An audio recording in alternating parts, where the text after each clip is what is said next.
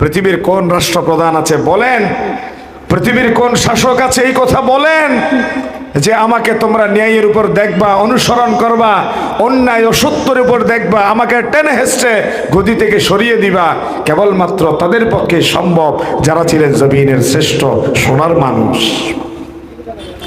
রাসূলুল্লাহ বলেছেন, আয়েশা, রাত্রিবেলায় তোমার সাথে রাত যাপন করলাম, দিনের বেলায় মানুষ তো আমার চরিত্র দেখে বুঝে আমি কেমন।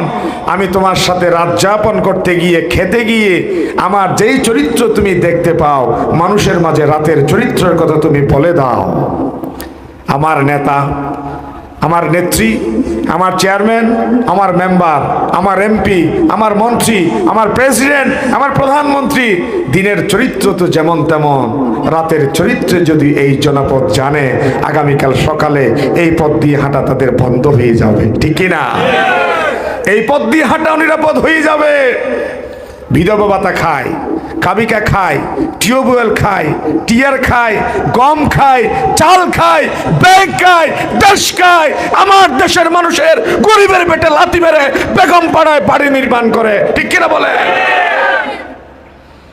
হিজাতের জাদরাল খেলাফতের দায়িত্ব পালনকারী ছিলেন হযরত আবু বকর। ফাইন রাআইতুমুনি আলা হাক্কি ফাআইনুনি।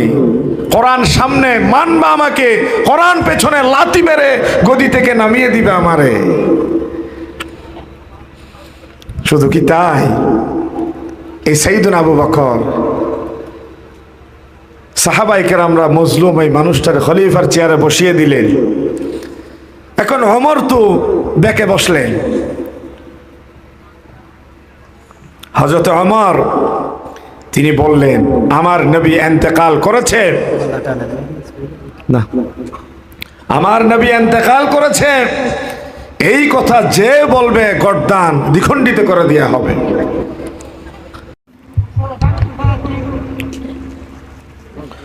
আসসালামু আলাইকুম ওয়া রাহমাতুল্লাহি ওয়া বারাকাতুহু। إن الحمد لله نحمده ونستعينه ونستغفره ونعوذ بالله من شرور أنفسنا ومن سيئات أعمالنا. من يهد الله فلا مضل له ومن يضلل فلا هادي له. ونشهد أن لا إله إلا الله وحده لا شريك له. ونشهد أن سيدنا وحبيبنا ومولانا محمدا عبد الله ورسوله الذي أرسله بالحق بشيرا ونذيرا وداعيا إلى الله بإذنه وسراجا منيرا. فقد قال الله تعالى في كلامه المجيد وبرهانه التوحيد: أعوذ بالله من الشيطان الرجيم.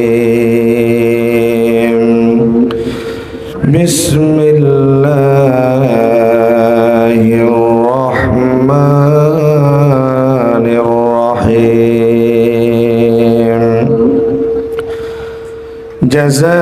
جزاؤهم عند ربهم جنات عدن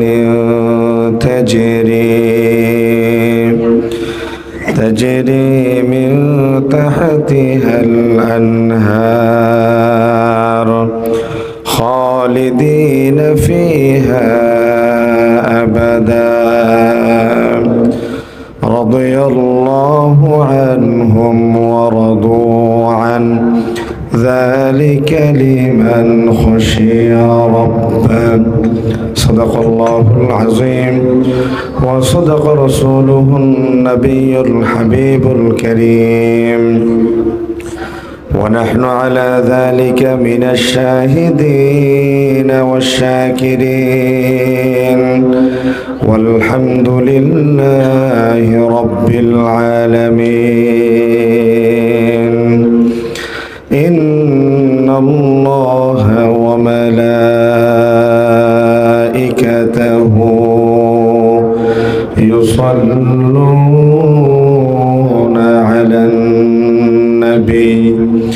يا أيها الذين آمنوا صلوا عليه وسلموا تسليما اللهم صل على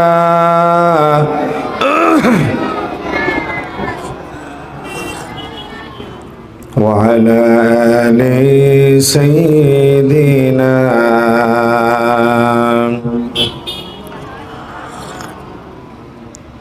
ও মদিনার বুলবুলি কেমনে তোমায় রই ভুলে দিন কাটে আর রাত কাটে তোর বেদনায় ফুল তোলে ও মদিনার বুলবুলি আল্লাহুম্মা সাল্লি আলা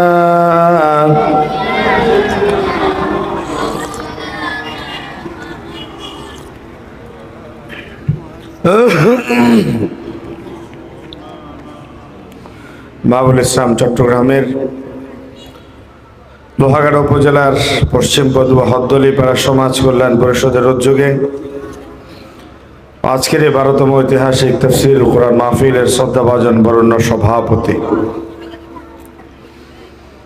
বিশিষ্ট সমাজকর্মী রাজনীতিবিদ পদুয়া ইউনিয়ন পরিষদের শ্রদ্ধাভাজন মাননীয় চেয়ারম্যান জনাব হারুন রশিদ সাহেব, প্রতিষ্ঠাতা সভাপতি পশ্চিম পদুয়া হদ্দলিপাড়া সমাজ কল্যাণ পরিষদ,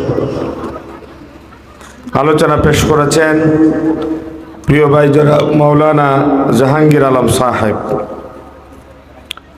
মঞ্চ উপস্থিত হযরত উলামায়ে কেরাম, পিতৃতুল্য জাতির সেরতাজ মুরব্বিয়ান আযম, সমবয়সী তরুণ যুবক কিশোর ভাইয়েরা, পর্দার আড়ালে মা ও বোনেরা, আসসালামু আলাইকুম ওয়া রাহমাতুল্লাহি ওয়া বারাকাতুহু। আল্লাহ তাআলার শুকর এবং সুজুদ আদায় করছি আজকের ঐতিহাসিক এই গুরুত্বপূর্ণ মাহফিলে প্রতি বছর নেই এই বছর আমাদের সুস্থতার সাথে এসে উপস্থিত হয়ে কথা বলা রব্বে কারীম তৌফিক দান করেছেন। আমরা আল্লাহর শিখানো ভাষায় সকলেই দারাজ দিলে হীনমন্যত দুর্বলতা জেড়ে ফেলেই পড়ি আলহামদুলিল্লাহ। অত্যন্ত গুরুত্বপূর্ণ একটা বিষয়ে কথা বলবার জন্য বলা হয়েছে। বিষয়টা অত্যন্ত সময়োপযোগী এবং গুরুত্বপূর্ণ।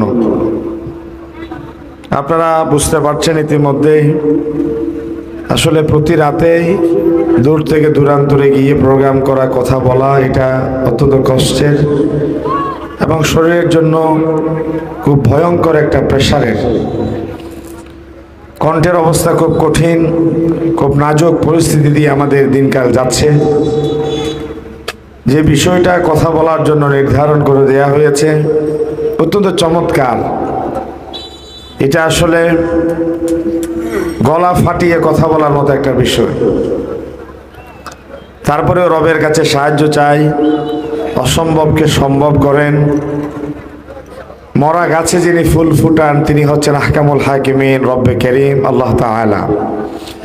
রব যদি আমাদের দিকে রহমতের দৃষ্টি দেন, আপনাদের যদি দোয়া থাকে, তাহলে অসাধ্য অনেক সময় সাধিত হয়ে যায়, অসম্ভব অনেক সময় সম্ভব হয়ে যায়, ঠিক কি না? এজন্য রবের উপর ভরসা করে আমরা কথা শুরু করছি। আমার প্রিয় বন্ধু ভাই কুতুবউদ্দিন এই মাহফিলের সঞ্চালনার দায়িত্ব পালন করছেন। একটা সময় ছিল আসলে একসাথে খেলতাম, পড়তাম, সময় কাটাতাম। কর্মজীবনে ব্যস্ত হয়ে এখন একজন দাওয়াত দেয়, আরেকজন দাওয়াত নিয়ে মাহফিলে আসি। প্রতি বছর আমাদেরকে স্মরণ করে কোনো না কোনোভাবে এক জায়গায় একত্রিত হয়ে কিছু সময় কাটাবার একটা সুযোগ পাই। প্রতি বছর নিয়ে আজকের এই বছর হদ্দলিপাড়ায় সমাজ কল্যাণ পরিষদের মাহফিলে উপস্থিত হতে পেরেছি। রব্বে কারীম আমাদেরকে সুস্থ রেখেছেন, ভালো রেখেছেন। আমরা আল্লাহকে থ্যাঙ্কস জানিয়ে, ধন্যবাদ জানিয়ে আবারও পড়ি আলহামদুলিল্লাহ। যে নির্দিষ্ট বিষয়ের উপর কথা বলার বলা হয়েছে বিষয়টা হচ্ছে দিন প্রতিষ্ঠায় সাহাবায়ে কেরামের ত্যাগ ও কোরবানি। এখানে কিছু বিষয় উল্লেখ করা হয়েছে। নাম্বার 1, দিন। ইসলাম একটি মোকাম্মল নিজামে হায়াতের নাম। হিন্দু, বৌদ্ধ, খ্রিস্টান, জৈন বা পৃথিবীতে যে সকল ধর্ম প্রচলিত আছে, কোন ধর্মের ব্যাপারে এই কথা বলা নাই ইন্না দীন ইনদাল্লাহিল ইসলাম। ইসলাম হচ্ছে রবের কাছে একমাত্র মনোনীত ধর্ম, গ্রহণযোগ্য ধর্ম। এই ধরনের কোনো অথেন্টিক সোর্সে কোনো কথা আমরা অন্যান্য ধর্মের ব্যাপারে জানি না। আর ইসলাম একটি সচরাচর কোনো ধর্মের নাম নয়। ইসলাম হচ্ছে একটি মোকাম্মল নিজামে হায়াত, পরিপূর্ণ জীবন বিধানের নাম। Islam is the complete code of life, যার ভেতরে শৈশব, কৈশোর, যৌবন, বৃদ্ধ বয়সে উপনীত হওয়ার পরে মানুষ যে মায়ের পেটে আসার আগে এবং কবরে যাওয়ার পরের কি বিষয়াবলী থাকতে পারে, সকল বিষয়াবলী আল্লাহ তাআলা সন্নিবেশিত করে ইসলাম নামক এই জীবন বিধানের ভেতরে তিনি ঢুকিয়ে দিয়েছেন। এজন্যেই এই জীবন বিধান কোনো বিশেষ অংশ নিয়ে কথা বলে না। এই জীবন বিধান কোনো নির্দিষ্ট গোষ্ঠী নিয়ে কথা বলে না। এই জীবন বিধান মানবতার সামগ্রিক বিষয়গুলিকে কেন্দ্র করে কথা বলে। আর ইসলাম নামক এই জীবন বিধান যাদের হাত ধরেই পৃথিবীতে স্বমহিমায় আলোক উদ্ভাসিত হয়েছে, সেই বিশেষ একটা গোষ্ঠীর নাম হচ্ছে সাহাবায়ে কেরাম।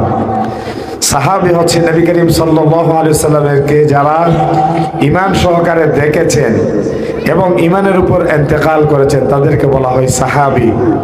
আল্লামা ইবনে হাজার আসকালানী রাহমাতুল্লাহি আলাইহি তিনি সাহাবায়ে কেরামের সংজ্ঞা দিতে গিয়ে বলেছেন, মান লাকিয়ান নবী সাল্লাল্লাহু আলাইহি ওয়াসাল্লাম মুমিনান বিহি ওয়া মাতা আলাল ইসলাম। যারা আমার নবীকে ঈমান সহকারে দেখেছেন এবং ঈমানের উপর ইন্তেকাল করেছেন, তাদেরকে বলা হয় সাহাবী। এই সাহাবায়ে কেরামের মাঝে আমরা কিছু ক্লাসিফিকেশন করি। যারা আনসার, যারা মক্কা থেকে মদিনায় হিজরত করে যাওয়ার পরে সহযোগিতার হাত বাড়িয়ে দিয়েছেন, তাদেরকে বলা হয় আনসার। আর যারা আমার নবীর নির্দেশ পালন করতে গিয়ে মক্কা থেকে মদিনায় এক কাপড়ে রাতের আঁধারে দিনের আলোতে হিজরত করে চলে গিয়েছেন, তাদেরকে বলা হয় মুহাজির।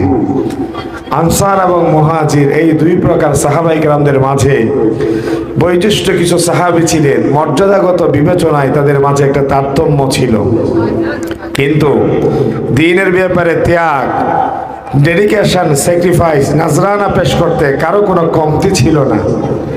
কোন সাহাবী খেজুর খাচ্ছে, যুদ্ধের দামামা বেজে উঠেছে, তিনি খেজুরটা ফেলে দিয়ে বললেন যে আমার জান্নাতে যাওয়ার সময় দেরি হয়ে যাচ্ছে, তিনি ছুটে গেলেন। ফরজ গোসল করতে হবে, বিয়ে করেছেন, যুদ্ধের ডাক এসে গেল, নবীজি যুদ্ধে শরীক হয়েছেন, এই কথা শুনে ফরজ গোসলের কথা তিনি ভুলে গেলেন। তিনি চলে গেলেন যুদ্ধের ময়দানে, ওই যুদ্ধে গিয়ে তিনি শহীদ হয়ে গেলেন। সব সাহাবীদের পাওয়া যায়, দুইজন সাহাবীর লাশ খুঁজে পাওয়া যায় না। একজন সাহাবী তিনি যার একটা বন জঙ্গলের ভেতরে তার লাশটা পড়ে আছে, কিছু সাহাবী ধরাধরি করে রাসূলুল্লাহর সামনে নিয়ে আসলেন। যখন লাশটা নিয়ে আসা হচ্ছিল, তখন চুল দিয়ে টপ টপ করে তরুতাজা কিছু পানি গড়িয়ে পড়ছে। তার স্ত্রী আসছে, ইয়া রাসূলুল্লাহ, আমার স্বামী সদ্য বিবাহিত, আমাদের মেহেদির রং এখনো শুকায়নি, আমরা বিয়ের পিড়িতে বসলাম এই তো গতকাল, যুদ্ধের দামামা বেজে ওঠার পরে আমার স্বামী আপনি নবী যুদ্ধে শরীক হয়েছেন, এই কথা শুনে তিনি ঘরে বসে থাকেন নাই, চলে গিয়েছে যুদ্ধের ময়দানে, শহীদ হয়ে গিয়েছে। তার উপর গোসল ফরজ ছিল। আমি অনুরোধ করছি আপনি নবী একটু ফরজ গোসল দেওয়ার ব্যবস্থা করবেন। জিবরিল আমিন এসে হাজির, ইয়া রাসূলুল্লাহ, এই সাহাবীর ফরজ গোসল দেওয়ার প্রয়োজন নাই, আল্লাহ তাআলা হাউজে কাউসারের পানি দিয়ে জান্নাতের আবে হায়াত দিয়ে আপনার এই সাহাবীর ফরজ গোসলের ব্যবস্থা করে দিয়েছেন। সুবহানাল্লাহ বলেন। এই যে সাহাবায়ে কেরামের ডেডিকেশন, স্যাক্রিফাইস, ত্যাগ আমাদেরকে আন্দোলিত করে, আমাদেরকে স্পন্দিত করে, আমাদেরকে অনেক বেশি ঈমানের শানিত করতে উদ্বুদ্ধ করে। আমরা একটু ধারাবাহিকভাবে কথা বলি। সাহাবায়ে কেরামের একটা তালিকা যদি কেউ করে, তার প্রথম তালিকায় স্থান যাকে দিতে হবে তিনি হচ্ছেন সাইয়্যিদুনা আবু বকর ইবনে কুহাফা রাদিয়াল্লাহু তাআলা আন। হি ওয়াজ the first Khalifa of Islam, যিনি ছিলেন ইসলামের প্রথম খলিফা। নবী করিম সাল্লাল্লাহু আলাইহি ওয়াসাল্লামের চেয়ে বয়সে 4 বছরের ছোট ছিলেন। রাসূলুল্লাহ তার ব্যাপারে এমন কথা বলেছেন শুনে আঁতকে উঠবেন। তিনি বললেন, লাউ কুনতু মুত্তাখিদান খলিলা লাত্তাখাযতু আবা বকর, যদি আমি পৃথিবীতে কাউকে বন্ধু বানাবার সুযোগ পেতাম আমি ঘোষণা দিচ্ছি তুমি আবু বকরকে আমি বন্ধু বানিয়ে নিতাম। সুবহানাল্লাহ বলেন। তবে তোমাকে বন্ধু ঘোষণা করবার আগে আরশ আজিমের মালিক তো আমাকে তার সাথে বন্ধুত্ব করে দিয়েছেন। সুবহানাল্লাহ বলবেন না? শুধু তাই নয়, কোরআনুল কারীমের ভেতরে কেবল একজন মাত্র সাহাবীকে সাহাবী বলে আল্লাহ তাআলা সম্বোধন করেছেন। সেই সাহাবীর নাম হচ্ছে আবু বকর। রাসূলুল্লাহ মক্কা থেকে মদিনায় হিজরত করে চলে যাবেন। গারে সওরের ভিতরে ঢুকে পড়লেন। যেতে হচ্ছে উত্তর দিকে, তিনি গেলেন দক্ষিণ দিকে। হিজরা রোড মিসফালার ভিতর দিয়ে গিয়ে গারে সওরে তিনি আশ্রয় গ্রহণ করলেন। সুরাকা ইবনে মালিক টাক টাক টাক টাক ঘোড়া হাঁকিয়ে তিনি নবী করিম সাল্লাল্লাহু আলাইহি সাল্লামের মস্তক দ্বিখণ্ডিত নিয়ে যাওয়ার জন্য আসছে। রাসূলুল্লাহ গুহার ভিতরে প্রবেশ করে কিছুক্ষণ বিশ্রাম নিচ্ছেন। আবু বকর সিদ্দিক বসে আছেন। বিশ্বনবী আমার হাবিব মস্তক মোবারক আবু বকর সিদ্দিকের রানের উপর রেখে তিনি একটু বিশ্রাম নিলেন। হঠাৎ করে দেখতে পেলেন আবু বকর সিদ্দিকের চোখের এক ফোঁটা পানি গড়িয়ে রাসূলুল্লাহর মুখের উপর গিয়ে পড়ল। রাসূলুল্লাহ চোখ খুললেন, জিজ্ঞাসা করলেন, ও আবু বকর, ঘর থেকে বেরিয়ে আসলাম মাত্র 3 দিন হলো, এত তাড়াতাড়ি কি ঘরের কথা মনে পড়লো নাকি? সাইয়্যিদুনা আবু বকর জবাব দিলেন, না না না ইয়া রাসূলুল্লাহ, ঘরের কথা মনে পড়ে নাই। আপনি নবীর হাতে হাত দিয়ে যেদিন বায়াত গ্রহণ করলাম ওই দিন থেকে আমি আবু বকরের জীবন আমার সন্তান পরিবারের চেয়ে আপনি নবীর ভালোবাসা মোহাম্মত কলিজার ভেতরে মজবুত ভাবে স্থান দিয়ে দিলাম। সুবহানাল্লাহ বলেন। আপনি নবীর ভালোবাসা আমার জীবন আমার সন্তান পরিবারের চেয়ে বেশি মজবুত করে স্থান দিলাম। তাহলে কাঁদছো কেন? আবু বকর সিদ্দিক জবাব দেন, আপনি নবী একটু শুনেন। টাক টাক টাক টাক ঘোড়ার পায়ের শব্দ করে সুরাকা ইবনে মালিক আপনি নবীর গর্দান নিয়ে যাবার জন্য আসছে 1000 লাল ঘোড়া উপহার পাওয়ার আশায়, পুরস্কারের আশায়। নবী করিম সাল্লাল্লাহু আলাইহি ওয়াসাল্লাম আবু বকরকে সান্ত্বনা দেওয়ার জন্য উঠে বসলেন। সাথে সাথে জিবরিল আমিন এসে হাজির হয়ে গেলেন। আচ্ছা বলেন, পৃথিবীতে কোনো আপন মানুষ প্রিয় মানুষ যখন ব্যথিত হয়, কষ্ট পায়, তখন তার প্রিয় মানুষও তার ব্যথায় ব্যথিত হয়।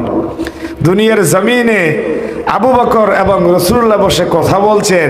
তাদের দুইজনের কথার সারমর্ম হচ্ছে রাসূলুল্লাহর গর্দান নিতে আসবে, আর আবু বকরের সামনে দিয়ে যদি রাসূলুল্লাহর গর্দান নিয়ে যায়, কিয়ামতের ময়দানে আবু বকর কোন চেহারা নিয়ে আল্লাহর সামনে দাঁড়াবে, এই কথা বুঝি আমার আল্লাহ শুনে না?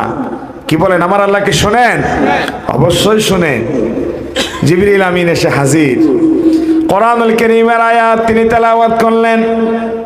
إذ يقول لصاحبه لا تحزن إن الله معنا إذ يقول لصاحبه সাহেব বলে সম্বোধন করলেন, সঙ্গী বলে সম্বোধন করলেন, বন্ধু বলে সম্বোধন করলেন। কোরআনুল কারীমের প্রত্যেকটা জায়গায় চোখ বুলিয়ে দেখেন সাহেব কোন সাহাবীর সামনে আর বলা হয় নাই। আল্লাহ রাব্বুল আলামিন একজন মাত্র সাহাবী আবু বকরকে সম্মান দিতে গিয়ে, মর্যাদা জানাতে গিয়ে কোরআনুল কারীমের ভেতরে আমার নবীর বন্ধু বলে সম্বোধন করেছে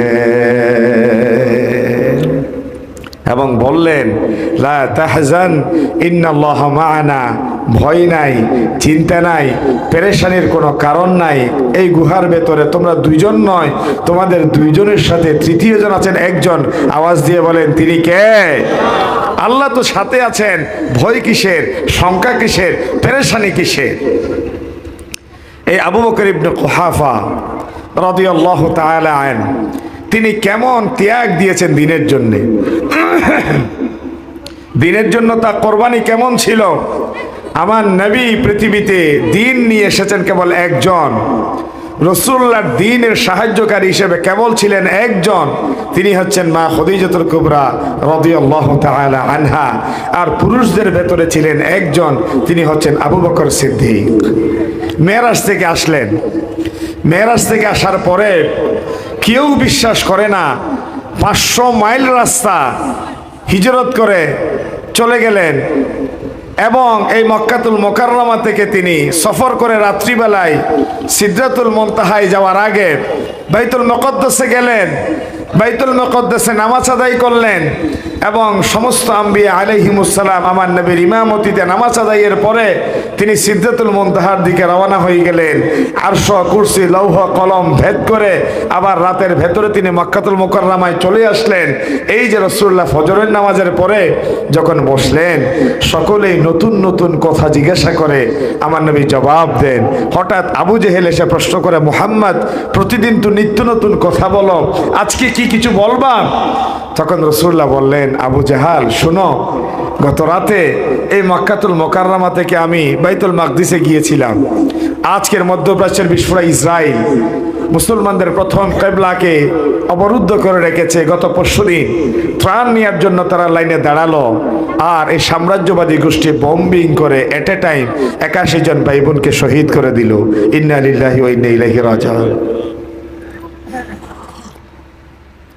এই যে মুসলমানদের প্রথম কিবলা, যে কিবলার দিকে ফিরে আমার নবী 16-17 মাস নামাজ আদায় করেছেন, এই কিবলায় তিনি নবী আলাইহিমুসসালামদেরকে নিয়ে নামাজ আদায় করলেন। আবু জেহেল প্রশ্ন করে, মুহাম্মদ তুমি তো এতদিন পাগল বলতাম মুখে, আজকে দেখি যে সত্যিই তুমি 16 আনায় পাগলামি শুরু করছো।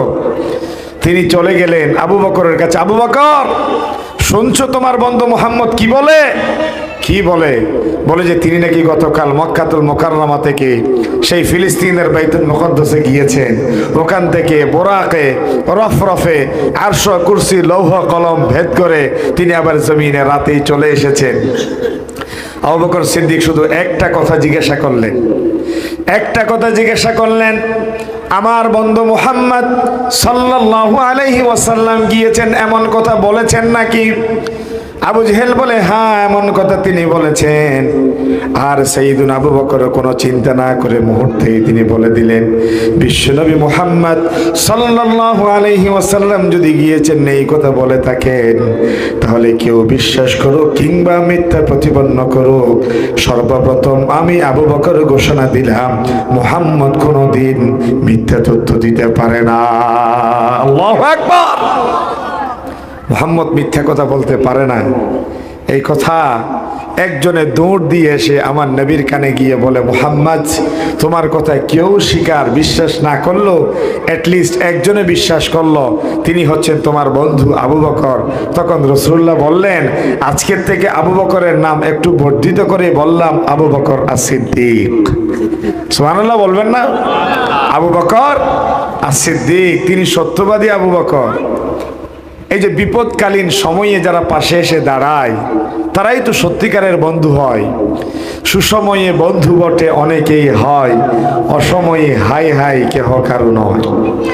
মানুষ যখন ক্ষমতায় থাকে, মানুষ যখন হৃষ্টপুষ্ট থাকে, মানুষ যখন আর্থিকভাবে সচ্ছল থাকে, তখন তার পাশে দুধের মাছির অভাব হয় না, অয়েলিং করার, পাম্পিং করার, তারে বড় চেয়ারে বসাবার মানুষের অভাব হয় না। যখন মানুষের দুঃসময় চলে, তখন বোঝা যায় আসলে তার আসল বন্ধুটাকে। আবু বকর সিদ্দিক রাদিয়াল্লাহু তাআলা আনহু এই কথাটা তিনি বলে দিলেন, কেউ স্বীকার করুক কিংবা না করুক, আমি আবু বকর বললাম আল্লাহর পয়গম্বর যা বলেছেন সত্য বলেছেন, এবং আমার পয়গম্বর মক্কা থেকে তিনি ফিলিস্তিনে গিয়েছেন, মেরাজ হয়েছে, আল্লাহর সাথে কথা বলে আবার চলে এসেছেন। সুবহানাল্লাহ বলেন। সে আবু বকর ইবনে কুহাফা কত বড় কাজ করলেন দেখেন। রাসূলুল্লাহ ইন্তেকাল হয়ে গেল, দ্বীনের যে একটা চ্যালেঞ্জ ছিল, আমি আপনাদের সেই কথাগুলা শুধু পয়েন্ট আউট করছি। রাসূলুল্লাহ ইন্তেকাল করলেন সোমবার, রাসূলুল্লাহর দাফন হলো বুধবার। 3 দিন পর্যন্ত আমার নবীর লাশ মোবারক জমিনে ছিলেন। সাহাবাই কেরামদের মাঝে কোনো ডিসিশন হচ্ছিল না আমার নবীর পরে খেলাফতের দায়িত্বে কে থাকবে। কেউ বলে আনসারদের ভেতর থেকে খলিফা হবে, কেউ বলে মুহাজিরদের ভেতর থেকে খলিফা হবে।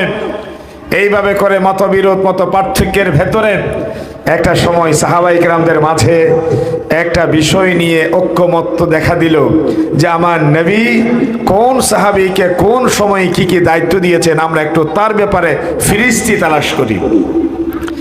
সাহাবাদের মাঝে কেউ কেউ শুরু করে দিল আমার নবী কোন যুদ্ধে কাকে সেনাপতির দায়িত্ব দিয়েছেন।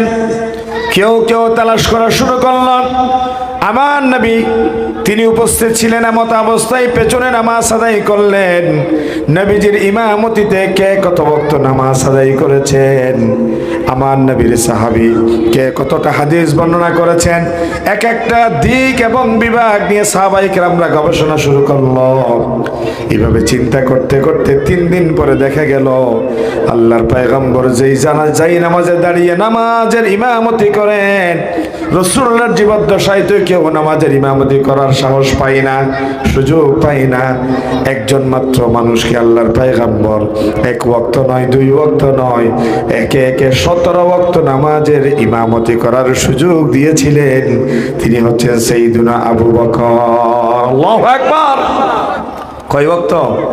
এগুলা লিখে রাখবেন, মনে রাখবেন কথাগুলা।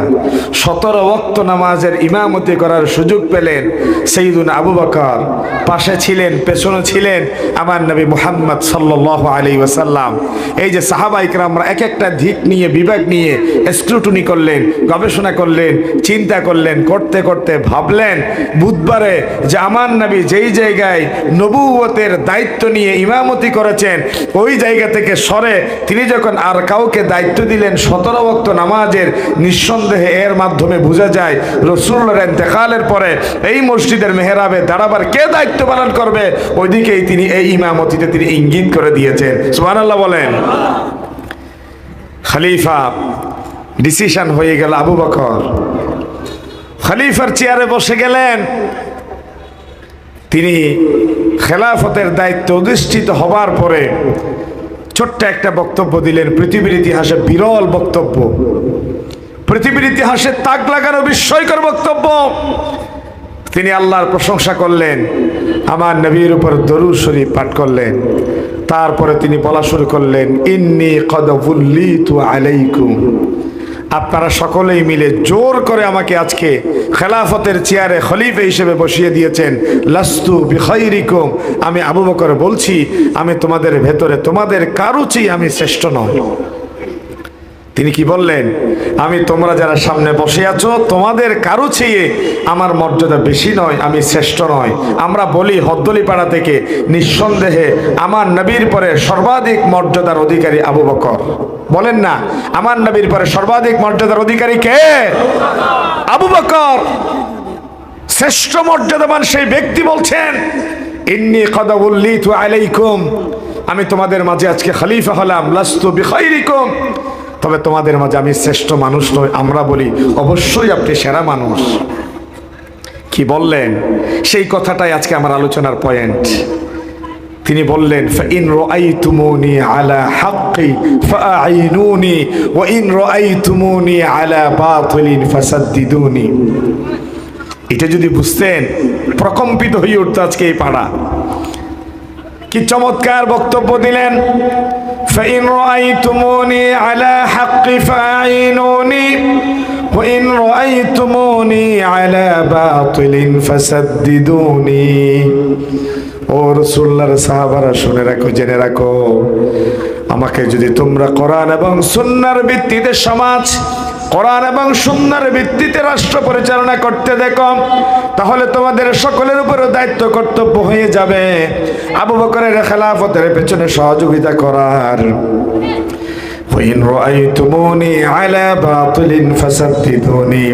যদি কোনো সময় দেখতে পাও আবু বকর রাসূলুল্লাহর প্রদর্শিত সেই পন্থা পরিহার করেছেন, কোরআন এবং সুন্নাহকে ভায়োলেট করে নিজের মন গড়া বিবেক দিয়ে রাষ্ট্র পরিচালনা করছে, তখন তোমাদের সকলের দায়িত্ব এবং কর্তব্য হয়ে যাবে আবু বকর সিদ্দিককে তার এই গদি থেকে টেনে হেঁচড়ে নামিয়ে দেয়া। আল্লাহু আকবার। পৃথিবীর কোন রাষ্ট্রপ্রধান আছে বলেন, পৃথিবীর কোন শাসক আছে এই কথা বলেন যে আমাকে তোমরা ন্যায়ের উপর দেখবা, অনুসরণ করবা, অন্যায় ও সত্যের উপর দেখবা, আমাকে টেনে হেসড়ে গদি থেকে সরিয়ে দিবা? কেবলমাত্র তাদের পক্ষে সম্ভব যারা ছিলেন জমিনের শ্রেষ্ঠ সোনার মানুষ।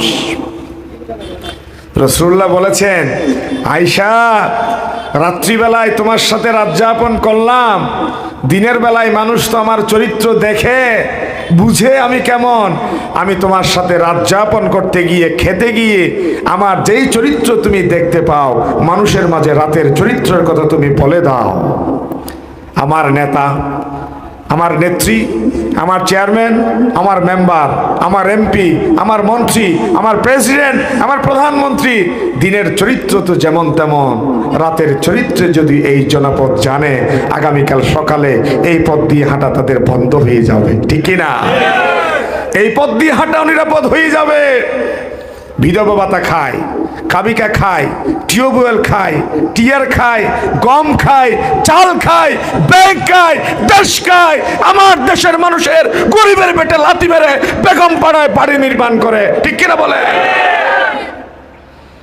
হিজাতের জাদরাল খেলাফতের দায়িত্ব পালনকারী ছিলেন হযরত আবু বকর।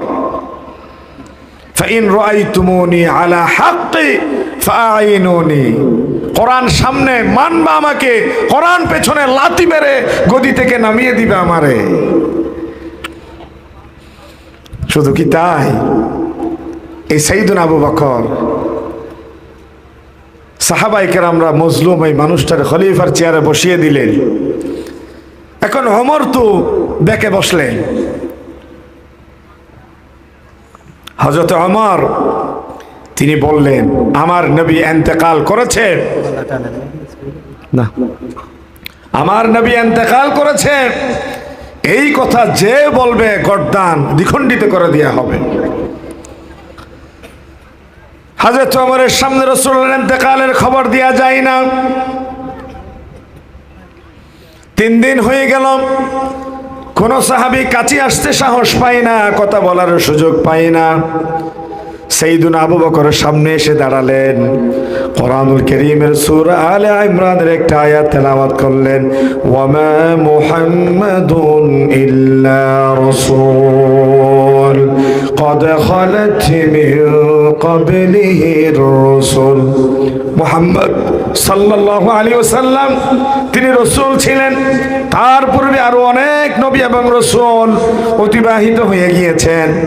আফা ইম্মা তাও কুতিলান কলাবতুম আলা আকাবিকুম, যদি তিনি ইন্তেকাল করেন অথবা যুদ্ধের ময়দানে শহীদ হয়ে যায়, ইন কলাবতুম আলা আকাবিকুম, তোমরা কি পৌত্তলিকতার দিকে ফিরে যাবে নাকি? আবার ইহুদি হয়ে যাবে নাকি? আবার খ্রিস্টান হয়ে যাবে নাকি? ধর্ম ছেড়ে দিয়ে পালিয়ে যাবে নাকি? মাইয়ান কালিব, যে পৌত্তলিকতার দিকে ফিরে যাবে, ফালাই ইয়াদুরুল্লাহ শাইআ, তার এই কথা ভালোভাবে জেনে রাখা উচিত, আল্লাহর কসম, কেউ দিন থেকে খারিজ হয়ে যাওয়ার মাধ্যমে, ফিরে যাওয়ার মাধ্যমে আল্লাহর দ্বীনের বিন্দু পরিমাণ কোনো ক্ষতি করতে পারবে না। নেতা শহীদ হয়ে গেল, নেত্রী চলে গেল,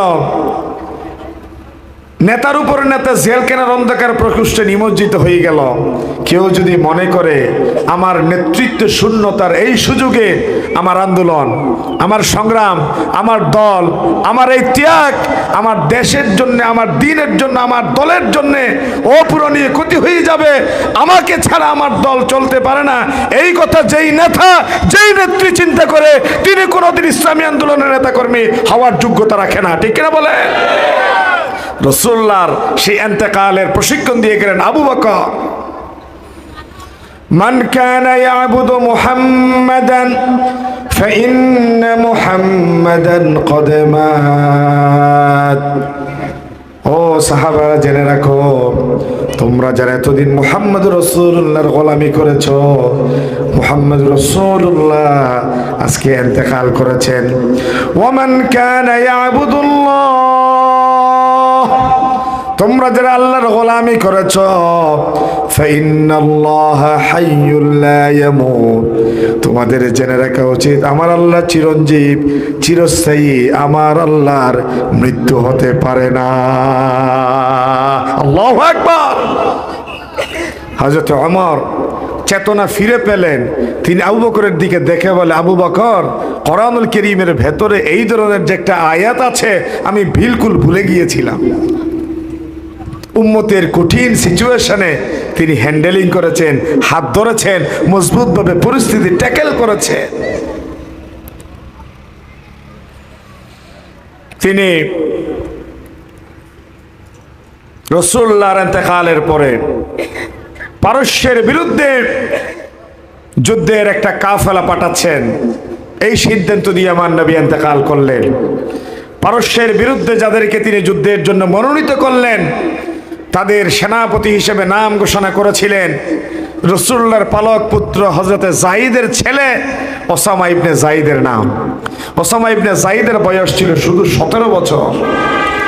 রাসূলুল্লাহর ইন্তেকালের পরে 17 বছরের এই টকবগে যুবক, যিনি পারস্যের বিরুদ্ধে যুদ্ধে সেনাপতির দায়িত্ব পালনের জন্য রাসূলুল্লাহ মনোনীত করে দিয়েছিলেন, এই ওসামা ইবনে যায়েদ সেনাপতির এই পদে থাকবেন কি থাকবেন না, সাহাবায়ে কেরামদের মাঝে একটা বিরোধ দেখা গেল। সাহাবায়ে কেরামরা, ইভেন উমরের মতো সাহাবী বলছেন রাসূলুল্লাহ ইন্তেকাল করেছে। সাহাবায়ে কেরামরা দিল মন ভাঙা হয়ে গেল। রোমানদের পারস্য পৃথিবী নেতৃত্ব দিয়ে সম্রাট, তারা তাদের বিরুদ্ধে যুদ্ধ পরিচালনার জন্য বিচক্ষণ, দূরদর্শী, বয়োজ্যেষ্ঠ কোন সাহাবীকে দায়িত্বে দেয়া দরকার। উম্মতের আরেকটা কঠিন পরিস্থিতি। হযরতে আবু বকর সিদ্দিক বললেন, আমার নবীর ইন্তেকালের একদিন পরে, 2 দিন পরে, 1 সপ্তাহ পরে যেই কাজটা প্রথম পারস্যের বিরুদ্ধে সেনাপতি হিসেবে ওসামাকে পাঠানোর কথা, আমার নবীর মনোনীত সেই সেনাপতির দায়িত্ব থেকে ওসামাকে যদি আমি সরিয়ে দিই, এই পৃথিবীতে আমি আবু বকরের চেয়ে আল্লাহ রসুলের গোস্তাখ, আল্লাহ রসুলের বিরুদ্ধবাদী পৃথিবীতে দ্বিতীয় কেউ থাকতে পারে না। অধিকাংশ সাহাবী বিরোধিতা করলেন, না পরিবর্তন করেন।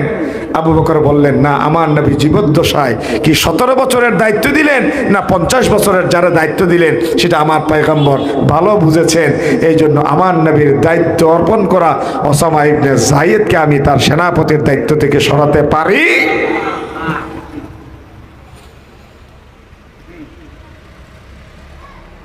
আবু বকর সিদ্দিকের ত্যাগের ইতিহাস এখানে রাখি, অন্তত 2-1টা সাহাবীর ইতিহাস তো বলতে হবে।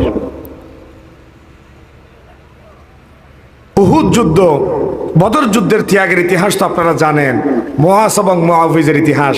আমি কিছু শিক্ষণীয় বিষয়, অবশ্যই সবগুলো শিক্ষণীয় বিষয়, কিন্তু গলাও যেহেতু ভালো নাই, বুঝিয়ে বলার মতো কিছু বিষয় আমি বাছাই করলাম, যেই বিষয়গুলো থেকে কিছু তথ্য পাবো, জীবন চলার পথে গুরুত্বপূর্ণ ভূমিকা রাখতে পারবে, এমন কিছু ইতিহাস আপনাদের সামনে আমি পেশ করছি।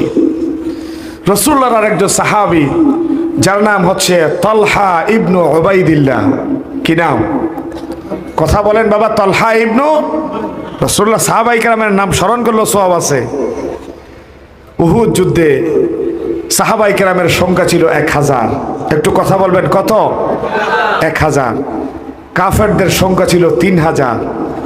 বদর যুদ্ধে মুসলমানদের সংখ্যা ছিল 313 জন, কাফেরদের সংখ্যা ছিল 1000।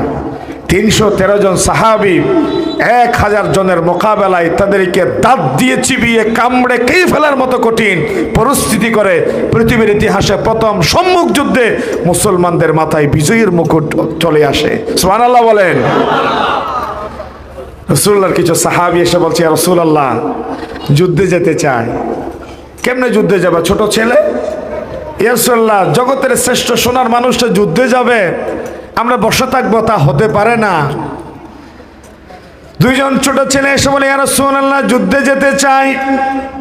রাসূলুল্লাহ বললেন, না, ছোট ছেলেরা যুদ্ধে যাওয়ার পারমিশন দেওয়া যাবে না, না চোরবান্দা, অবশ্যই তারা যাবে।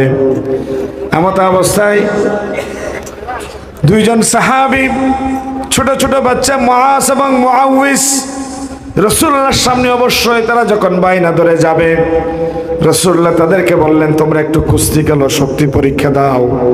শক্তি পরীক্ষায় যে ব্যক্তি এগিয়ে থাকবে, বিজয়ী হবে, তারে বদরে যাওয়ার জন্য পারমিশন দেয়া হবে। ছোট ভাই বড় ভাইয়ের কানে কানে বলে, বড় ভাই তুমি আমার বয়সে বড়, তুমি আমার সাহসে বড়, তুমি আমার চেয়ে শক্তিতে বড়, ফিজিক্যাল ফিটনেস তোমার ভালো, তুমি যদি আমাকে শক্ত করে ধরো আমি ধরাশয়ী হয়ে যাব, বিনিময়ে তুমি যুদ্ধে সফর সঙ্গী হতে পারবা, আমি মাহরুম হয়ে যাব। আমরা একটা পলিসি করলে কেমন হয়? বড় ভাই জিজ্ঞাসা করে, কি পলিসি তুমি বলবা? বলে যে প্রথম ধরাতেই আমি তোমাকে ফেলে দিব, আর বড় ভাই যখন ছোট ভাইয়ের হাতে ধরাশয়ী হয়ে যাবে, রাসূলুল্লাহ হয়তো বা পারমিশন দিতে পারেন, যেহেতু প্রথমবার বড় ভাই ধরাশয়ী হয়ে গিয়েছেন, সেকেন্ড টাইম আবার আমরা শক্তি পরীক্ষা দিই, তুমি আমারে ধরবা, দ্বিতীয়বার আমি পড়ে যাব, বিনিময়ে আল্লাহ রাব্বুল আলামিনের হাবিব দুজনকে যুদ্ধে যাওয়ার পারমিশন দিয়ে দিবে। যেমন কথা তেমন কাজ। কুস্তি খেললো, দুইজনেই বিজয়ী হলো। রাসূলুল্লাহর হাতে তরবারি নাই, নেজা নাই, বল্লম নাই, ঘোড়া নাই, কিছুই নাই, কি দিবেন? বললেন মায়ের কাছে যাও, পারমিশন নিয়ে আসো, খেজুর গাছের দুটো মরা ঢাল নিয়ে আসো। খেজুর গাছের দুটো মরা ঢাল নিয়ে আসা হলো, একটু সোজা করে পরিষ্কার করে দুই ভাইয়ের হাতে দুটো ধরিয়ে দিয়ে বললেন, যাও বদরে আল্লাহর পয়গম্বরের সঙ্গী হবা, এই দুই খেজুর গাছের ঢাল ধারালো তরবারি হিসেবে আল্লাহ তাআলা তোমাদেরকে এই যুদ্ধে সাহায্য করবে। সুবহানাল্লাহ বলবেন না? চলে গেলেন। আব্দুর রহমান বিন আউফ রাদিয়াল্লাহু তাআলা আন, যিনি ছিলেন জগৎ বিখ্যাত ব্যবসায়ী, তিনি ঘোড়ার পিঠে সওয়ার হয়ে বীর দর্পে যুদ্ধ করছেন। তিনি তো ঘোড়ার পিঠে, মুআজ এবং মুআবিজ ছোট ছোট দুইজন বাচ্চা পায়ের কাছে গিয়ে চাচার এইভাবে করে মাছ যেভাবে পানিতে নামলে পায়ে কোছা দেয়, ঠিক তেমনি আব্দুর রহমান বিন আউফের পায়ে কোছা দিচ্ছে। নিচের দিকে দেখলেন মুআজ এবং মুআবিজ দুইজন। জিজ্ঞাসা করলেন, ভাতিজা তোমরা এখানেও চলে আসলা? বলে যে হ্যাঁ, রাসূলুল্লাহ নিয়ে আসছে আমাদের। আবু জেহেল কোথায় একটু দেখিয়ে দিন। আব্দুর রহমান বিন আউফ বলে, আবু জেহেল দিয়ে কি করবা? বলে যে চাচা একটু দেখিয়ে দিন কি করতে পারি দেখি। ছোট ভাই বড় ভাইয়ের সাথে পরামর্শ করেন, আমরা যখনই আবু জেহেলের সন্ধান পাব, কাছাকাছি গিয়ে এক ভাই সামনের ঘোড়ার পায়ে আঘাত করে ফেলে দিব। আবু জেহেল যখন মাটিতে পড়ে যাবে সিনায় বসে যাব, আরেক ভাই দ্রুত গতিতে উঠে তরবারি দিয়ে তার শরীর থেকে মস্তকটা দ্বিখণ্ডিত করে দিব। যেমন কথা তেমন কাজ। ঘোড়ার পায়ে আঘাত করলো, পড়ে গেল, আরেক ভাই সিনার উপর বসে গেল, তরবারি চালিয়ে দ্বিখণ্ডিত করে দিচ্ছে। এমত অবস্থায় আবু জেহেল বলে, আমার একটা বড় আফসোস থেকে যাবে। এটা বুখারীর হাদিস, বানানো কোনো গল্প নয়। আমার একটা বড় আফসোস, হাই হাই, সারাটা জীবন লড়াই করলাম আরবের দুর্ধর্ষ সন্ত্রাস আবু জেহেলের দৃষ্টিতে দুর্ধর্ষ সম্রাট মুহাম্মদের বিরুদ্ধে, আর আজকে আমাকে নির্মমভাবে মৃত্যুবরণ করতে হচ্ছে দুটো ছোট বাচ্চার হাতে।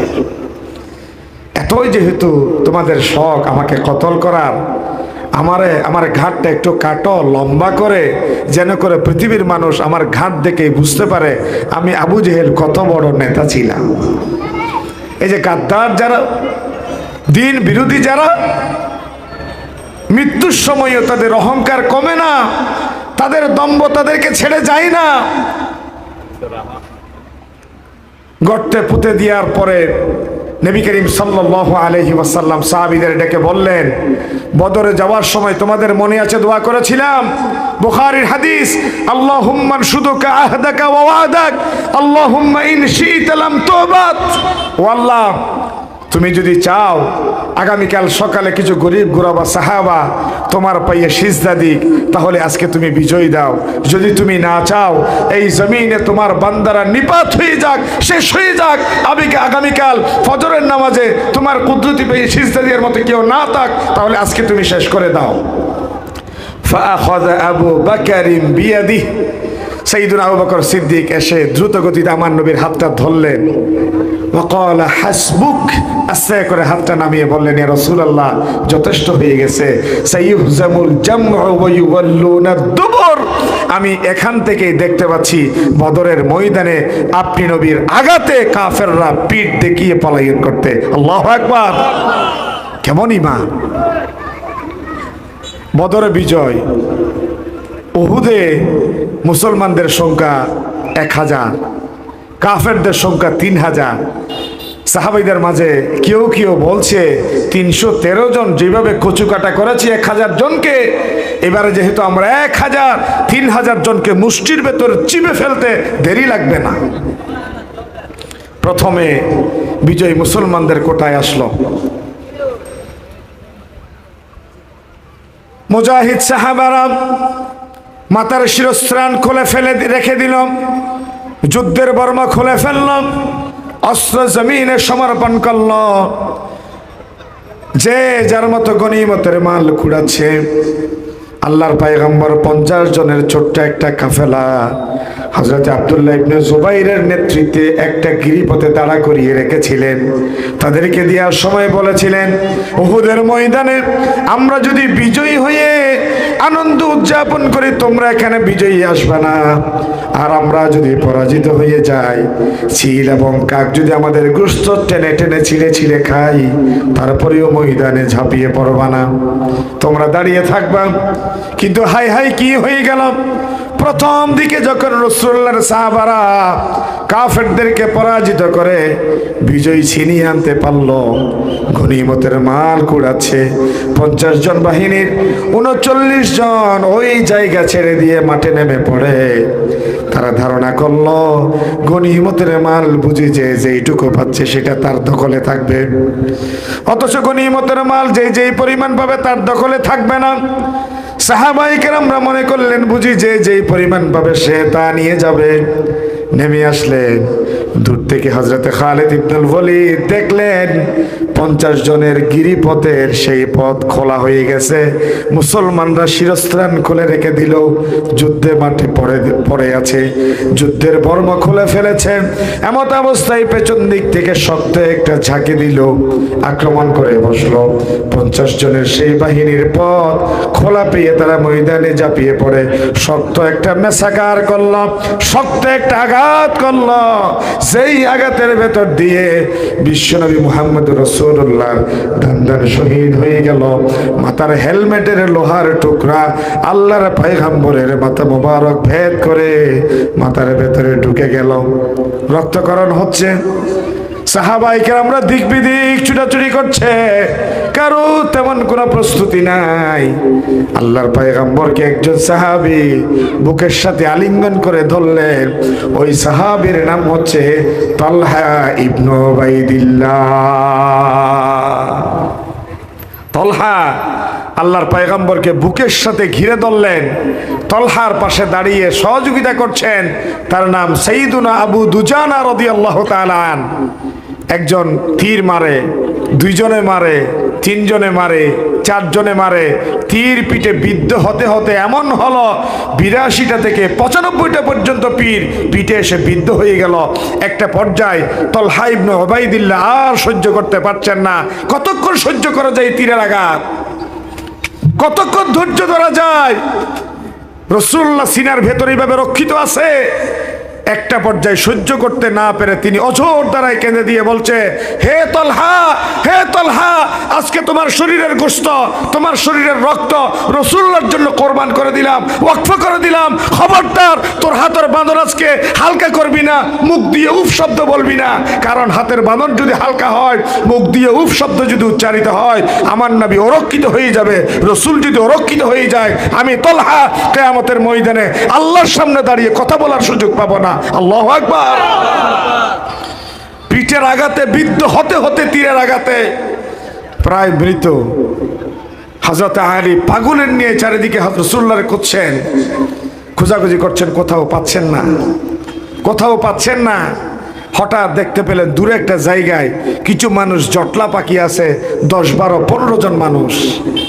তার ভিতরে হযরত তালহা রাসূলুল্লাহ বুকের ভেতরে, আবু দুজানা তীরগুলা প্রটেস্ট করছে। বীর দর্পে এসে কচু কাটা করে কাফেরদেরকে সরিয়ে দিলেন। হযরত আবু বকর সিদ্দিক রাসূলুল্লাহর কাঁধের উপর করে নিলেন, কাঁধের উপর করে পাশে একটা খেজুর বাগানে ঢুকালেন, একটা পাহাড়ে ঢুকালেন। রাসূলুল্লাহর একটু হোশ ফিরে আসার পরে আবু বকর সিদ্দিককে বলছে, আবু বকর আমাকে নয়, আগে তলহাকে দেখো, কারণ পৃথিবীতে কোনো লাশ যদি রাস্তায় হাঁটতে দেখো সেই হচ্ছে আমার তলহা। সে তো উহুদের ময়দানে মারাই গেছে, আল্লাহ তারে আবার মৃত লাশ জমিনে হাঁটাচ্ছে। সুবহানাল্লাহ বলেন।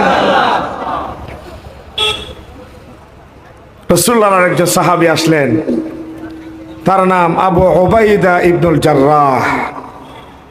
আবু উবাইদা আসলেন একটু আগেই, যিনি তার নিজের হাতে তার বাবাকে কতল করেছে, একটু আগে যিনি তার নিজের হাতে বাবারে কতল করে দিয়েছে, তিনি এসে বললেন, ইয়া রাসূলুল্লাহ আপনার কষ্ট হচ্ছে বুঝি, অনেক চেষ্টা করলাম, হেলমেটের যে লোহা মাথায় ঢুকে গেছে এটা বের করতে কেউ পারছে না, আমি একটু চেষ্টা করে দেখি।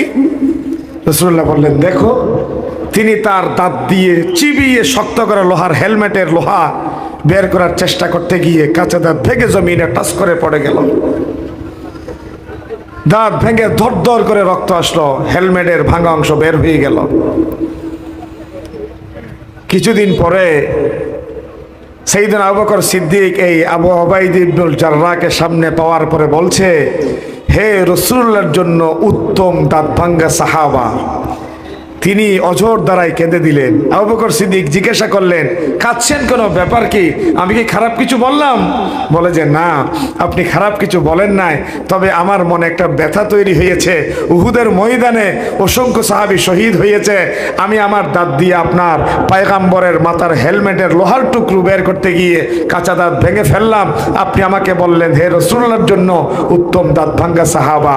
আমি যদি উহুদের ময়দানে জীবন দিতে পারতাম, আজকে আপনি আমার লাশের সামনে দাঁড়িয়ে বলতেন, হে রাসূলুল্লাহর জন্য উহুদের ময়দানে জান্নাতে যাওয়া উত্তম সাহাবী। সুবহানাল্লাহ বলেন। কি কথা বললেন, কি দাঁত ভাঙ্গা সাহাবীর কথা বললেন। জীবন কেন দিতে পারলাম না, এজন্য তো আমার কলিজা ফেটে যায়। কিছুক্ষণ পরে দেখা গেল মাথায় কাপড় নাই, এলোমেলো চুল, পরনের কাপড় সবর ঠিক নাই। একজন মহিলা দৌড়ে দৌড়ে আসছে, নবী কোথায়, নবী কোথায়?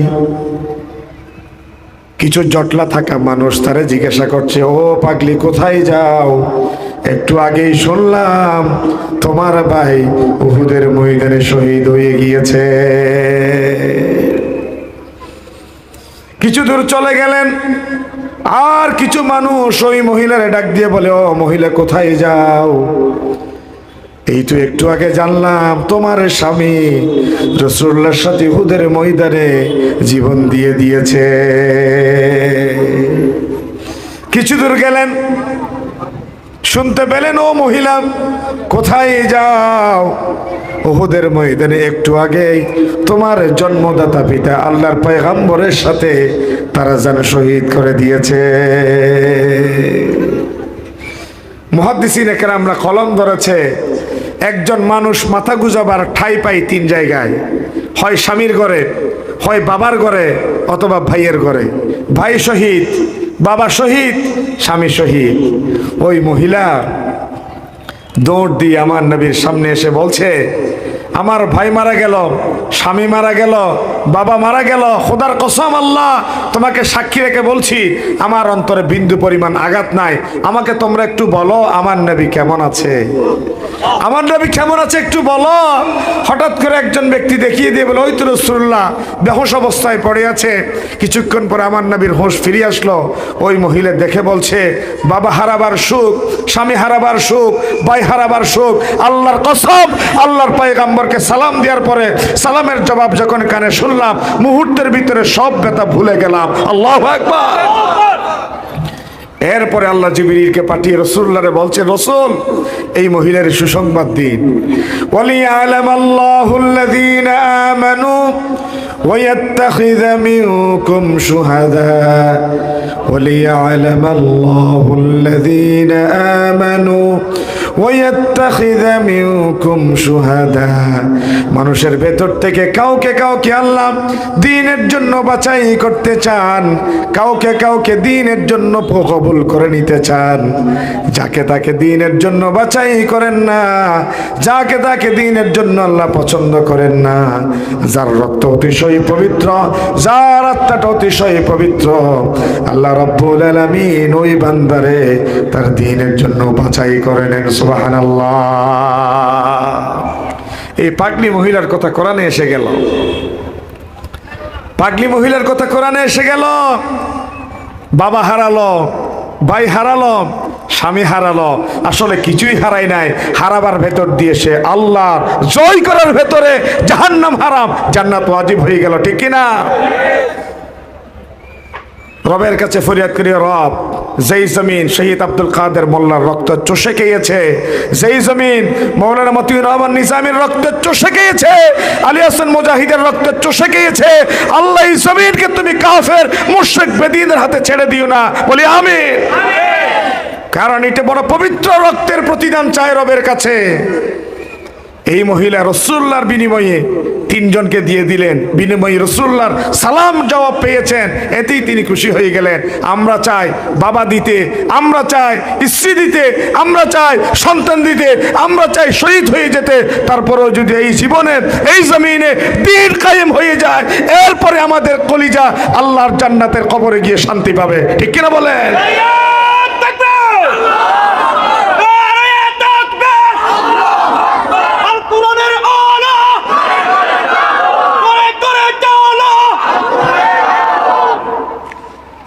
রাসূলুল্লাহর আরেকজন সাহাবা উহুদের ময়দানে যিনি দাঁত ভেঙেছেন, দাঁত শহীদ করেছেন, সাইয়্যিদুনা আবু উবাইদ ইবনুল জাররাহ রাদিয়াল্লাহু তাআলা এর একটা ইতিহাস অবশ্যই বলতে হয়। কি জাতের জিন্দা দিলে সাহাবী ছিলেন।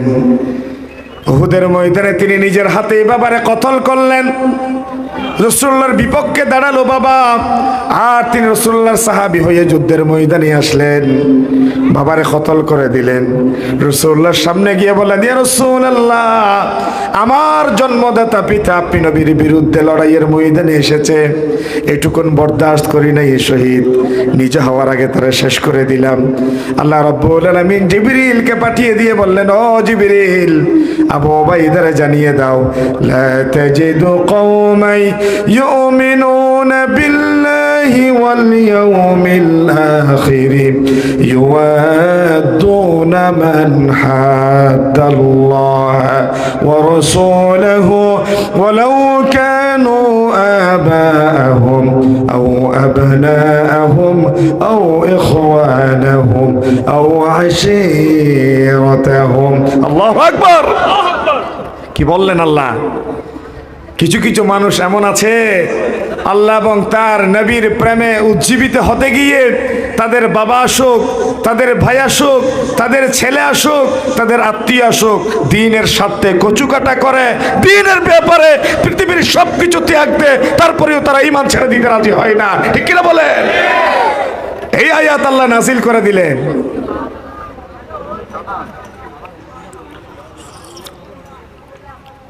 জীবন দিতে পারি, ঈমান দিতে পারি না। আবু উবাইদ ইবনুল জাররাহ হযরত ওমরের সময়ে তিনি বাইতুল মালের দায়িত্বে আছেন। মনোযোগ আছে না গেছে?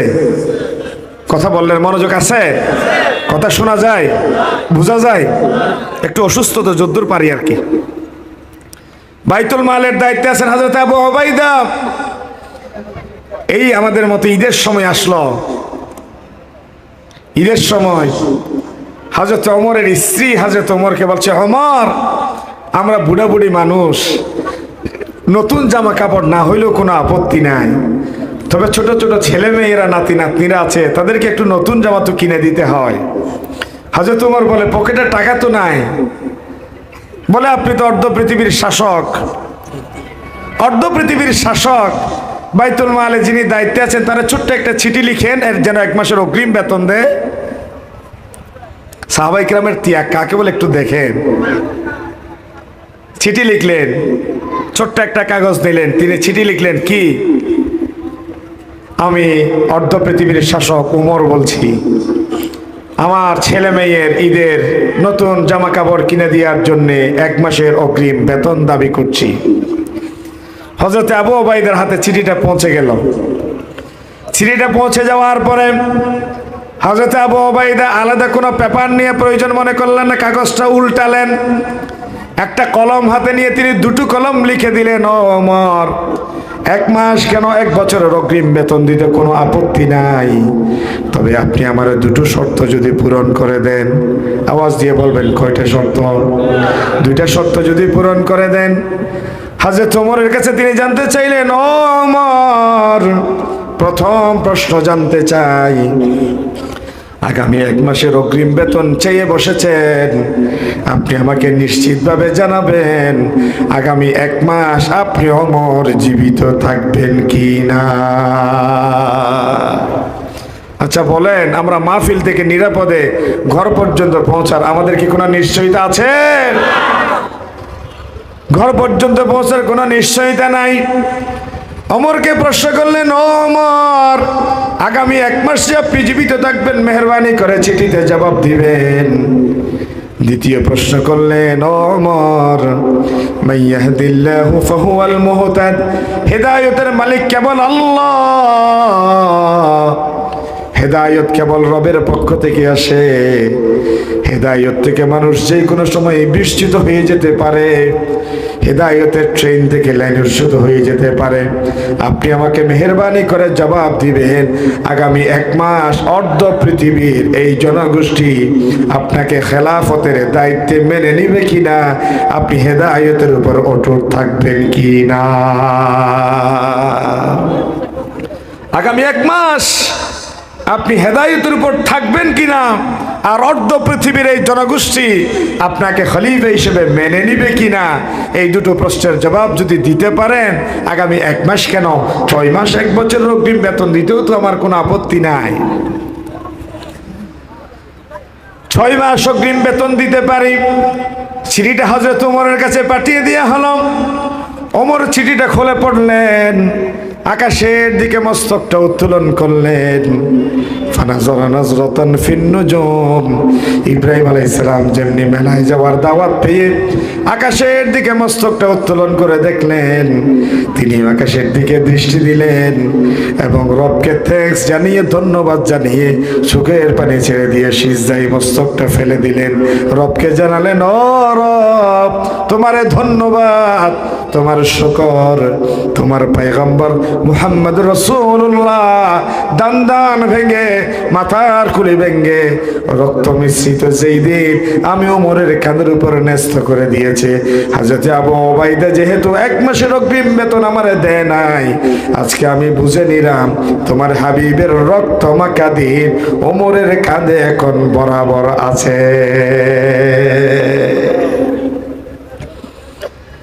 আমাদের এই পর্যন্ত যদি ওমর থাকতো, এই জমিনে যদি একজন ওমর পৃথিবীতে আসতো, তাহলে আমার মনে হয় আজকে যারা বিচারকের আসনে বসে বিচারকে কলঙ্কিত করছে, আজকে যারা শিক্ষা ব্যবস্থার এই চেয়ারে বসে ট্রান্সজেন্ডার মতবাদকে এই বই পুস্তকে ঢুকিয়ে দেওয়ার মাধ্যমে আমার তরুণ যুবকদের চরিত্র নষ্ট করবার অপচেষ্টা চালাচ্ছে, তাদের কারু গর্দান তাদের শরীরের সাথে লেগে থাকতে পারতো না। ঠিক কিনা বলে?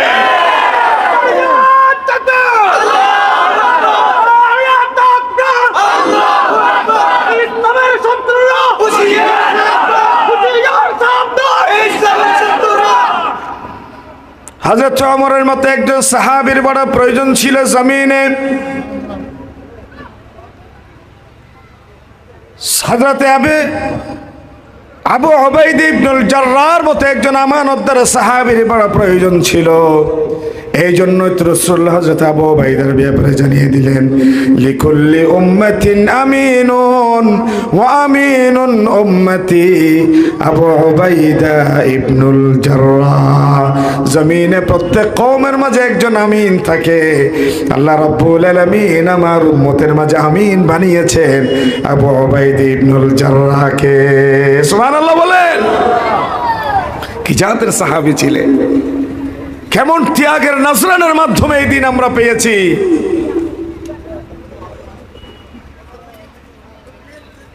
আমরা মুসলমান পরিচয় দিই, এই কথাও বলতে দ্বিধা করি না, বলি যে ধর্ম যার যার উৎসব সবার, বলে কি বলে না?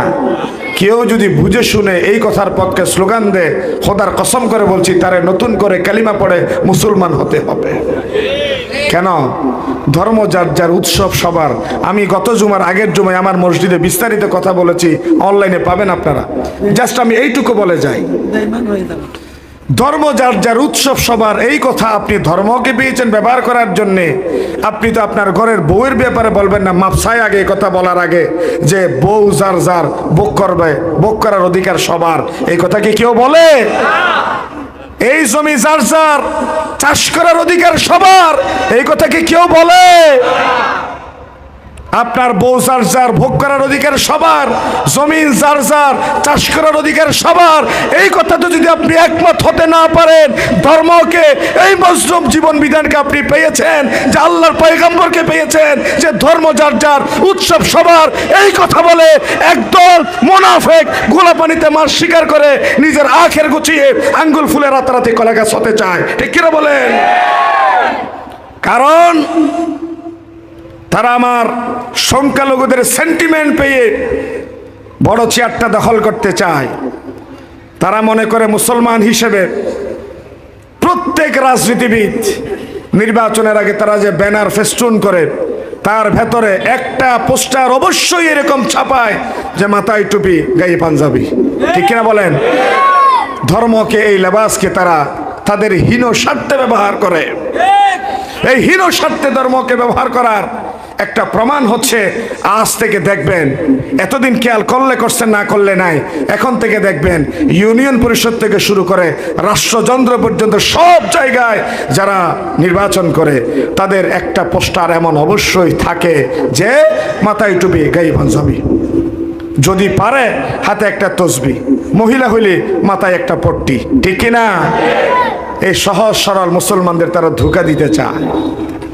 আমার এই সহজ সরল মুসলমান হাতে তসবি দেখলে, মাথায় পট্টি দেখলে, মাথায় টুপি, গায়ে জামা দেখলে তারা জান দিতে প্রস্তুত হয়ে যায়। এক আল্লামা সাইদির জন্য 200 মানুষ যেখানে জান দিয়েছে। তোমরা যারা সাইদির, তোমরা যারা দ্বীনের, ইসলামের বিরোধিতা করো, তোমরা মরে দেখো, একটা মশামাছি পর্যন্ত ইন্নালিল্লাহ পড়বে না। ঠিক কিনা বলেন?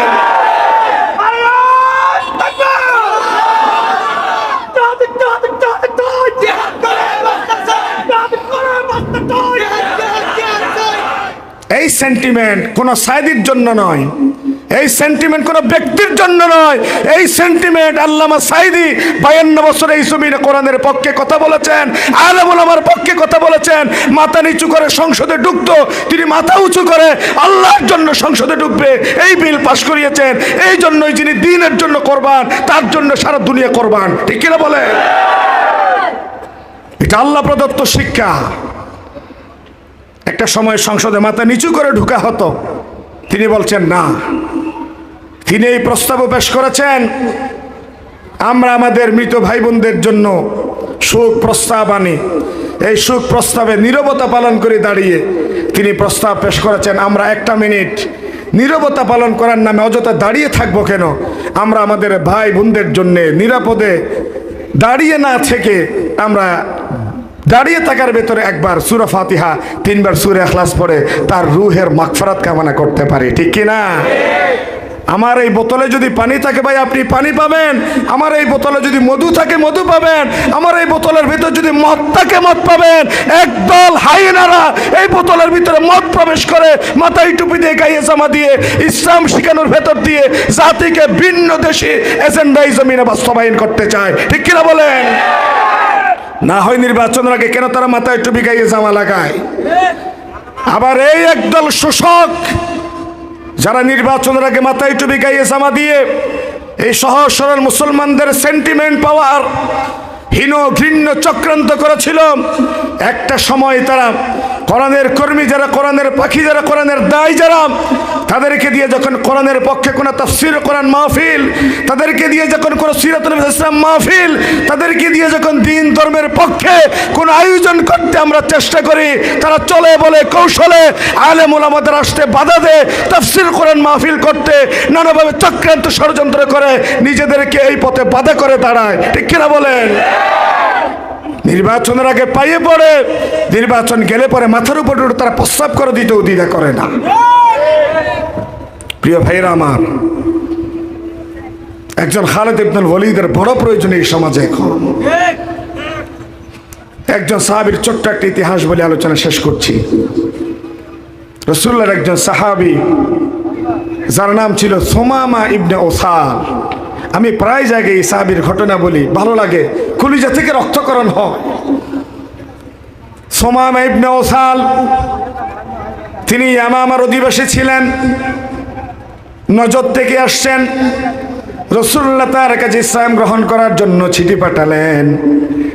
রাসূলুল্লাহর চিঠি পেয়ে তিনি চিঠিটা ছিঁড়ে ফেললেন এবং সিদ্ধান্ত নিলেন মুহাম্মদের কত বড় স্পর্ধা, সে আমার কাছে ইসলাম গ্রহণের চিঠি লিখে বলে যে আমি খানায়ে কাবা তাওয়াফ করতে যাব। খানায়ে কাবা তাওয়াফ করতে গিয়ে যতজন মুহাম্মদের অনুসারীর সামনে পাবো ততজনকে কচুকাটা করে শেষ করে দিব। যেমন কথা তেমন কাজ।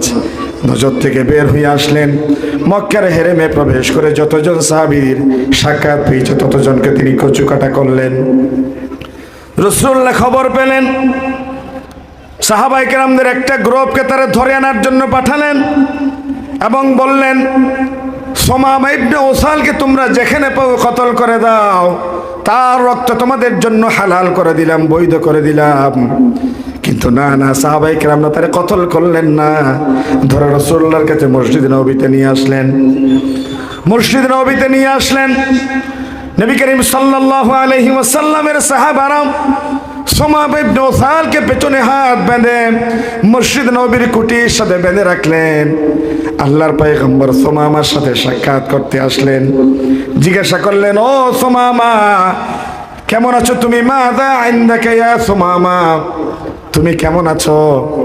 সুমামা জবাব দিলেন, ইনদি ইয়া মুহাম্মাদু খায়র, আমি ভালো আছি। রাসূলুল্লাহ তারা জিজ্ঞাসা করলেন, তুমি আমার অনেক সাহাবীরে কতল করেছ, মক্কায় তাওয়াফ করতে এসেছ, ইসলাম গ্রহণ করে আমার কাছে আত্মসমর্পণ করো, কিন্তু সুমামা শেষ পর্যন্ত বললেন, ইনতা কতল জাদামিন ওয়া ইন তুনঈম আলা শাকিরিন। ও মুহাম্মদ সাল্লাল্লাহু আলাইহি ওয়াসাল্লাম, আপনার অনেক সাহাবারে আমি হত্যা করলাম, আপনি যদি চান এই মুহূর্তে কেন হত্যা করলাম কতল করতে পারেন, তবে আমি বিনয়ের সাথে পেশ করছি ইসলাম গ্রহণ করব না। আর যদি দয়া করে আমাকে ছেড়ে দেন অকৃতজ্ঞ হব না। প্রথম দিন রাসূলুল্লাহ চলে গেলেন, দ্বিতীয় দিন রাসূলুল্লাহ আবার আসলেন, জিজ্ঞাসা করলেন, মাযা ইনদাকা ইয়া সুমামা, ও সুমামা তুমি কেমন আছো? তিনি আবার বললেন, ইনদি ইয়া মুহাম্মাদু খায়র, আমি ভালো আছি।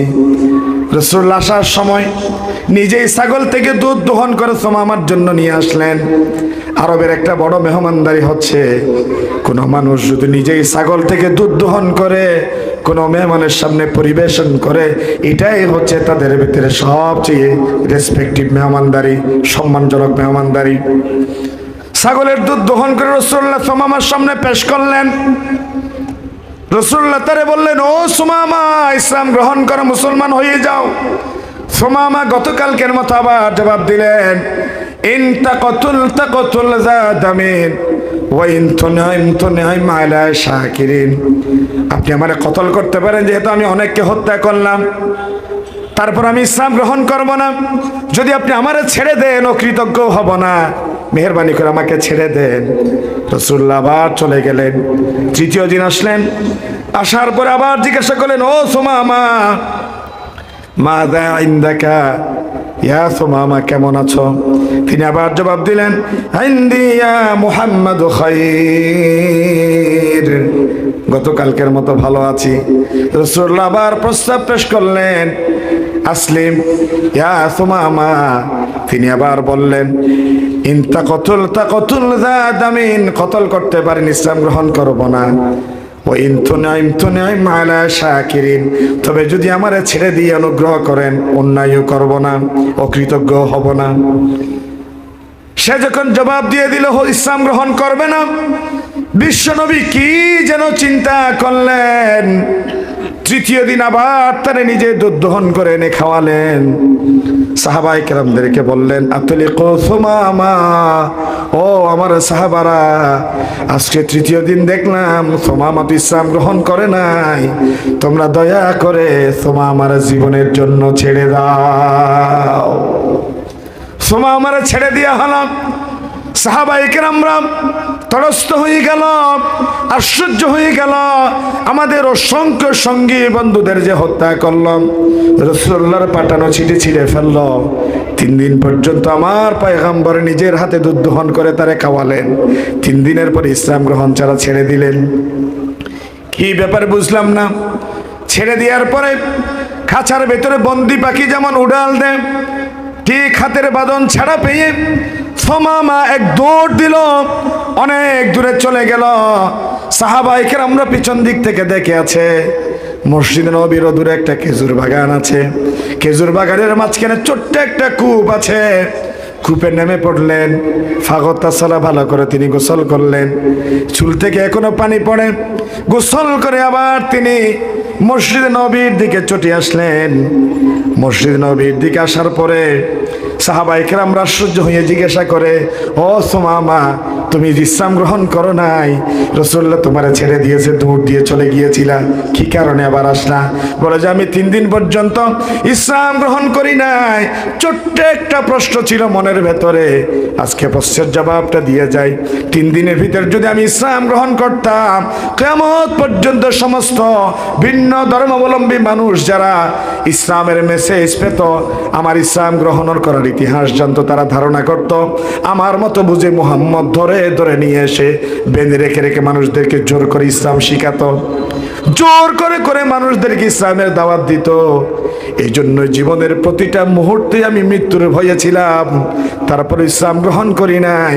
কারণ কিয়ামত পর্যন্ত তামাম ইসলাম বিরোধী ভিন্ন ধর্মাবলম্বীদের মাঝে একটা মেসেজ দিয়েছি। আল্লাহর পয়গম্বর জোর করে ইসলাম প্রচার করে নাই, জোর করে কালিমার দাওয়াত দেয় নাই।